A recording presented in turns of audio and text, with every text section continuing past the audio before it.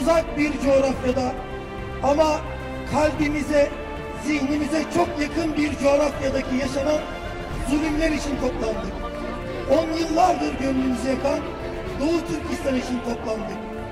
1949'da başlayan Çin zulmü ve işgali Doğu Türkistan'da her geçen gün artarak devam ediyor. Nesillerimizi bozdu. Canımıza, malımıza kastetti. Bunlar yetmezmiş gibi Çin son yıllarda Hitler'in Nazi kamplarını andıran toplama kamplarında milyonlarca Doğu Türkistanlı kadın, çocuk ve erkeklerimizi zihinlerini ilgiç ediyor, işkence ediyor. İslam dünyasındaki diplomatlara sesleniyorum. Bugün Cenevre'de İnsan Hakları Komisyonu'nda hesap veren Çinli diplomatların önünde niçin yoksunuz?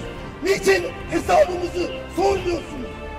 Yaşasın bağımsız Doğu Türkistan! Çin emperyalizmi dünyanın gözünün içine baka baka insanların canlarına, mallarına, namuslarına kastediyor.